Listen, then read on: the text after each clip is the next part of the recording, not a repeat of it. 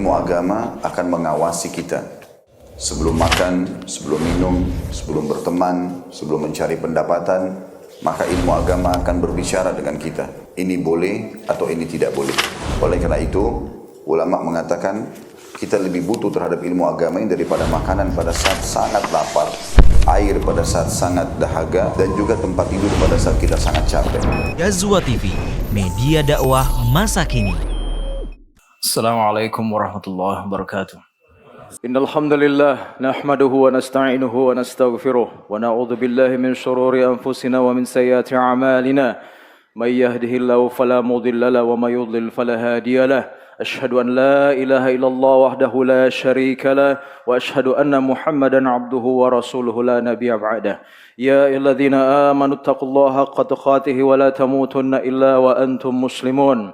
يا أيها الناس اتقوا ربكم الذي خلقكم من نفس واحدة وخلق منها زوجها وبث منهما رجالا كثيرا ونساء واتقوا الله الذي تساءلون به والأرحام إن الله كان عليكم رقيبا يا أيها الذين آمنوا اتقوا الله وقولوا قولا سديدا يصلح لكم أعمالكم ويغفر لكم ذنوبكم ومن يطع الله ورسوله فقد فاز فوزا عظيما أما بعد فإن أصدق الحديث كتاب الله وخير الهدي هدي محمد صلى الله عليه وسلم وشر الأمور محدثاتها فإن كل محدثة بدعة وكل بدعة ضلالة وكل ضلالة في النار.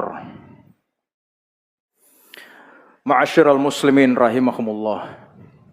Di zaman ini sebagian kaum muslimin sibuk mencari identitas.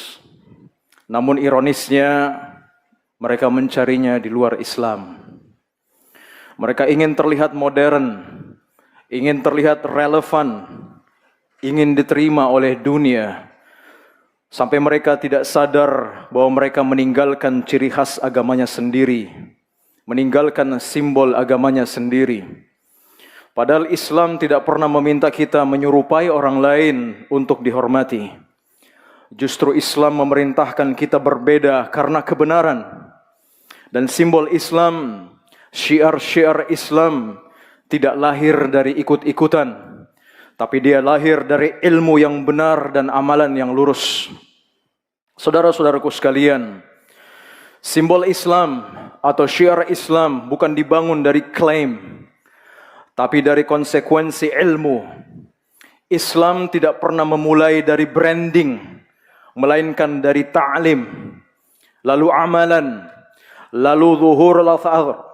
Dampaknya terlihat oleh manusia akibat dari ilmu dan pengamalan dari ilmunya. Maka tertampak kepada masyarakat. Di titik itulah simbol-simbol lahir. Bukan direkayasa, bukan dideklarasikan, tapi dia terlihat. Syiar-syiar atau simbol-simbol itu bukan jargon dan bukan aksesori. Syiar-syiar atau simbol-simbol itu adalah tanda yang tampak dari ketaatan batin, tanda yang nampak dari ketakwaan. Dia bukan tujuan, tapi dia sebuah byproduct dari keimanan dan keilmuan. Ketika simbol dijadikan tujuan, disitulah muncul bid'ah, disitulah muncul riya, dan disitulah muncul kepalsuan-kepalsuan yang mulai memasuk ke dalam agama ini. Coba perhatikan mereka yang menundukkan pandangan ketika melihat wanita yang bukan mahramnya. Dia tidak sedang menciptakan citra, tapi dia sedang taat pada hukum Allah Subhanahu wa taala. Dan ketika ketaatan itu konsisten dilakukan dan terlihat di masyarakat, terlihat di publik, masyarakat membaca sebagai sebuah pola yang dari pola inilah lahir makna, dari makna inilah lahirlah simbol. Dan itulah simbol Islam. Coba perhatikan mereka yang menolak riba di tengah-tengah normalisasi riba. Secara bisnis mungkin dia tidak terlihat tidak agresif, kurang leverage-nya dalam mengembangkan bisnisnya, bahkan kurang cerdas menurut standar dunia. Tapi justru disitulah lahir simbol, dan itulah simbol Islam. Cobalah perhatikan mereka yang berhenti beraktivitas ketika adzan berkumandang. Di tengah hiruk pikuk kehidupan dunia, dia menghentikan segala aktivitasnya. Dia pergi berwudu, kemudian berjalan menuju masjid untuk mengerjakan perintah Tuhannya. Konsistensi, kegigihan dan keteguhannya menjalankan perintah Allah. Dari sinilah lahir simbol. Itulah simbol Islam. Tatkala seseorang menghidupkan perintah agamanya, menjauhi apa yang dilarang terhadapnya, maka inilah simbol Islam yang hakiki. Inilah syiar Islam yang sebenarnya.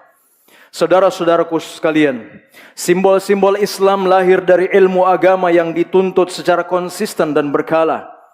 Diamalkan dalam kehidupan sehari-hari dan terlihat oleh masyarakat sebagai sebuah karakter yang menempel, yang kita ditandai dengan ciri-ciri tersebut. Perhatikan apa yang dikatakan, mungkin kita sudah mengenal sosok Habib Nurmagomedov. Dia mempunyai seorang pelatih bernama Javier Mendes. Saya tidak membenarkan apa yang dilakukan oleh petarung-petarung UFC. Tapi dengarkan baik-baik apa yang dia katakan terhadap Khabib dan teman-temannya. Dia berkata Khabib dan rekan-rekannya tidak merayakan kemenangan secara berlebihan dan tetap menunjukkan kerendahan hati. Bahkan ketika mereka berada di puncak prestasi mereka di UFC, ini bukan hanya soal olahraga, tetapi perilaku yang konsisten dengan nilai Islami mereka. Mendes juga mengatakan bahwa sikap hormat, kerendahan hati, loyalitas, serta cara mereka memperlakukan orang lain terasa berbeda dari budaya lain yang pernah dia latih. Dan dia menghubungkannya dengan ajaran Islam yang mereka terapkan dalam kehidupan sehari-hari. Dia menekankan bahwa para petarung Dagestan itu 100% Muslim luar dan dalam. Dan nilai-nilai ini tampak dalam kehidupan di luar daripada ring. Seperti menghormati orang yang lebih tua, memilih rendah hati, dan memprioritaskan prinsip di atas kemewahan. Saudara-saudaraku sekalian, di sini saya ingin Anda melihat bagaimana adab dan akhlak yang diamalkan seorang Muslim yang menghiasi dirinya sehingga menjadi pembeda di masyarakat. Itulah simbol Islam yang sebenarnya. Itulah atribut ketakwaan. Itulah simbol Islam yang sesungguhnya yang kita ditandain dengannya. Semua itu muncul akibat ketakwaan, dan ketakwaan pun diraih dengan ilmu agama. Makanya Allah Subhanahu wa taala berfirman, "Dzalika wa may yu'azzim sya'airallahi fa innaha min taqwal qulub." Demikianlah barang siapa yang mengagungkan syiar-syiar Allah, maka sesungguhnya itu berasal dari ketakwaan hati. Simbol Islam sejati selalu lahir dari ilmu yang memaksa seseorang untuk berbeda dari orang lain, dari agama lain. Bukan berbeda karena ingin terlihat beda, tapi berbeda karena kebenaran memang tidak selalu sejalan dengan arus. Maka jangan heran jika simbol Islam pada hari ini yang aslinya sering terasa sunyi, tidak viral, tidak populer, bahkan kadang dianggap aneh. Itu watak kebenaran sejak awal. Di sisi lain, ketika simbol dilepaskan dari ilmu, yang tersisa hanyalah kulit tanpa ruh. Banyak jargon-jargon yang muncul, banyak yang mengklaim ajaran kami ini 100% sunnah Rasul, tapi tidak melahirkan akhlak, bukan amanah atau akidah yang benar. Islam tidak membutuhkan banyak simbol, saudara-saudaraku sekalian. Islam tidak membutuhkan simbol-simbol yang dibuat-buat. Islam membutuhkan orang-orang yang taat. Karena dari merekalah simbol itu muncul dengan sendirinya. Orang akan mengenal seorang Muslim bukan karena dia memakai hijab, bukan karena dia berjenggot, bukan karena dia memakai gamis, tapi orang akan mengenal dia seorang Muslim karena dia menjunjung tinggi syariat yang Allah tetapkan baginya. Orang akan mengenal dia seorang Muslim karena dia hanya bersandar beribadah hanya kepada Allah. Orang akan mengenal dia seorang Muslim karena dia tidak mengumbar pandangannya ke wanita yang bukan mahramnya. Orang akan mengenal dia seorang Muslim karena dia menolak riba walaupun tawarannya manis. Orang akan mengenal dia seorang Muslim dari adab dan akhlaknya yang indah terhadap orang tua dan masyarakatnya. Orang akan mengenal dia seorang Muslim karena dia taat kepada pemerintah dan tidak pernah menjelekkannya. Dan orang akan mengenal dia seorang Muslim karena dia amanah, dia jujur, dan dia bertanggung jawab. Itulah simbol Islam yang sesungguhnya, saudara-saudaraku sekalian. Dan semua itu akan muncul dengan ilmu yang kita raih dari mempelajari agama Allah Subhanahu wa ta'ala. Aqul qouli hadza wa astaghfirullah li wa lakum. Alhamdulillah Rabbil Alamin hamdan katsiran thayyiban mubarakan fih kama yuhibbu Rabbuna wa yarda. Ashhadu an la ilaha illallah wahdahu la syarika lah wa ashhadu anna Muhammadan abduhu wa rasuluhu la nabiyya ba'dah. Saudara-saudaraku sekalian, sadarilah kaum muslimin dahulu yang dipimpin oleh Rasulullah sallallahu alaihi wasallam bukan dikenal karena kekuatan militer mereka yang besar. Bahkan di banyak pertempuran kaum muslimin selalu memiliki jumlah pasukan yang lebih sedikit dari musuh. Tapi kenapa mereka ditakuti? Mereka ditakuti karena mereka memiliki simbol terbesar seorang muslim. Apa itu? Tauhid. Ketika seorang muslim mentauhidkan Allah Subhanahu wa taala dengan benar, ketika seorang muslim hanya takut kepada Allah, maka ketakutan-ketakutan lain akan runtuh satu persatu. Dari dalam diri akan lahir keteguhan. Dari keteguhan ini lahir kekuatan prinsip. Dari kekuatan prinsip ini lahir wibawa. Dan dari wibawa inilah yang oleh Allah Subhanahu wa taala diproyeksikan keluar sebagai rasa takut di hati musuh. Jadi bukan karena umat Islam itu garang, bukan. Justru seringkali sebaliknya, umat Islam itu tenang. Umat Islam itu tidak reaktif. Umat Islam itu tidak mudah tergoda. Dan umat Islam tidak mudah dibeli dengan harta dunia. Bagi musuh, orang seperti ini tidak bisa diprediksi dan tidak bisa ditekan. Dan itu, saudara-saudaraku sekalian, sangat menakutkan. Ironisnya, pada hari ini, simbol Islam ini banyak yang dilupakan.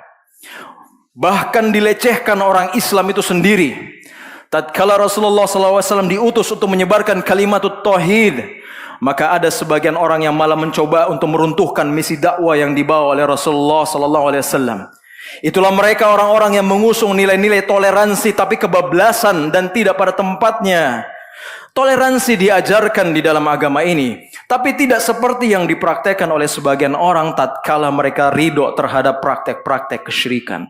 Berapa sering Nabi SAW memerintahkan kita untuk menyelisihi orang-orang kafir, mulai dari ibadah-ibadah mereka, mulai dari kebiasaan-kebiasaan mereka. Kita ini diperintah untuk berpuasa di tanggal 9 Muharram untuk apa? Menyelisihi orang-orang Yahudi. Kita dilarang sholat dan ibadah di kuburan karena apa? Karena orang-orang Nasrani dan Yahudi menjadikan kuburan mereka sebagai tempat ibadah. Kita diperintahkan untuk azan dan tidak memakai trompet untuk memanggil orang sholat untuk menyelisih orang-orang kafir. Kita diperintah untuk mencukur kumis dan memanjangkan jenggot untuk menyelisih orang-orang musyrikin. Maka muncullah orang-orang di zaman ini yang malah menghancurkan seluruh prinsip itu dengan bermesra-mesraan dengan orang-orang kafir. Mulai dari ibadah di tempat ibadah mereka hingga mengikuti kebiasaan-kebiasaan maksiat yang mereka lakukan. Hari ini simbol Islam telah dihancurkan oleh kaum muslimin itu sendiri. Semuanya karena apa?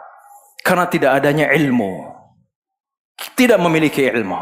Oleh karena itu, tidaklah umat ini akan berjaya, saudara-saudaraku sekalian, layaknya berjaya umat-umat terdahulu sampai mereka kembali kepada agama mereka dengan ilmu.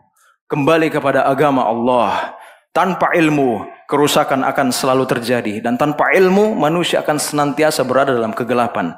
Makanya Nabi SAW bersabda, "Idza tabaya'tum bil 'ainah wa akhadtum adnab al bakhar wa raditum biz zar'i wa taraktumul jihad sallallahu alaikum dhulla la yanzi'u hatta tarji'u ila dinikum." Apabila kalian telah melakukan jual beli dengan cara riba, kalian sibuk dengan ternak dan pertanian, kalian ridho dengan kehidupan dunia, serta kalian meninggalkan jihad, maka Allah akan menimpakan kepada kalian kehinaan. Dan kehinaan itu tidak akan Allah Subhanahu wa taala cabut sampai kalian kembali kepada agama kalian. Innallaha wa malaikatahu yusholluna 'alan nabi ya ayyuhalladzina amanu shallu 'alaihi wa sallimu taslima. Allahumma shalli ala Muhammad wa ala ali Muhammad kama shallaita ala Ibrahim wa ala ali Ibrahim innaka Hamidun Majid. وبارك على محمد وعلى ال محمد كما باركت على ابراهيم وعلى ال ابراهيم انك حميد مجيد اللهم اغفر للمسلمين والمسلمات والمؤمنين والمؤمنات الاحياء منهم والاموات انك السميع قريب مجيب الدعوات اللهم آت نفوسنا تقواها وزكها انت خير من زكاها انت وليها ومولاها اللهم ربنا ظلمنا انفسنا وان لم تغفر لنا وترحمنا ولنكونن من الخاسرين ربنا آتنا في الدنيا حسنه وفي الاخره حسنه وقنا عذاب النار وصلى الله على نبينا محمد وعلى اله وصحبه اجمعين والحمد لله رب العالمين. أقيموا الصلاة.